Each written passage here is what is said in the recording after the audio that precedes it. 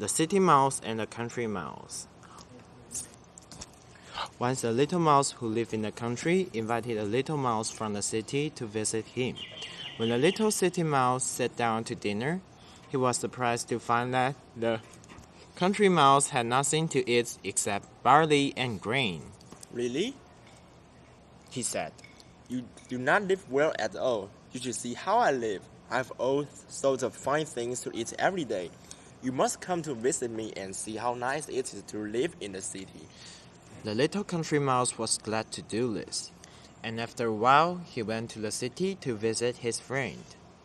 The very first place that the city mouse took the country mouse to see was the kitchen cupboard of the house where he lived. There, on the lowest shelf, behind some stone jars, stood a big paper bag of brown sugar. The little city mouse gnawed a hole in the bag and invited his friend to nibble for himself. The two little mice nibbled and nibbled, and the country mouse thought he had never tasted anything so delicious in his life. He was just thinking how lucky the city mouse was, when suddenly the door opened with a bang, and he came the cook to get some flour. Run, whispered the city mouse, and they ran as fast as they could to the little hole where they had come in. The little country mouse was shaking all over when they got safely away. But the little city mouse said, "That is nothing. She will soon go away, and then we can go back."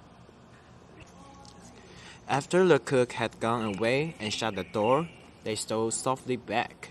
And this time, the city mouse had something new to show. He took the little country mouse into a corner on the top shelf, where a big jar of dried prunes stood open.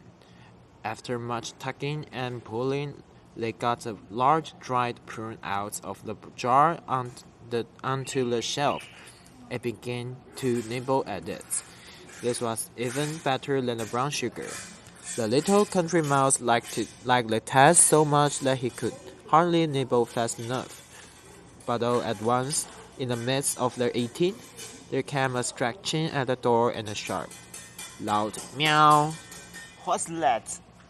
said the country mouse. The city mouse just whispered, "Shh," and just ran as fast as he could to the hole. The country mouse ran after, you may be sure, as fast as he could.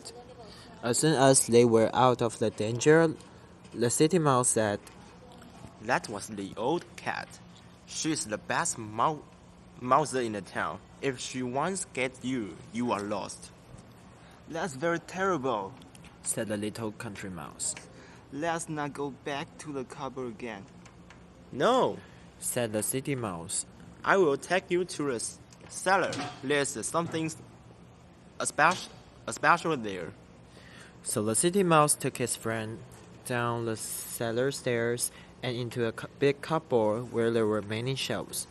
On the shelves were jars of water, cheeses in bags and out of bags. Overhead hung bunches of sausages, and there were spicy apples in barrels standing about. It smells good, so good that it went to the little country mouse's head. He ran along the shelf and nibbled at a cheese there, and a bit of butter there, until he saw an especially rich, very delicious-smelling piece of cheese on a queer little stand in the corner. He was just on the point of putting his teeth into the cheese when the city mouse saw him. "Stop, stop," cried the little city mouse. "That is a trap." The little country mouse stopped and said, "What's a trap?" "That thing is a trap. said the little city mouse. The minute you touch the cheese with your teeth, something comes down on your head hard, and you are dead."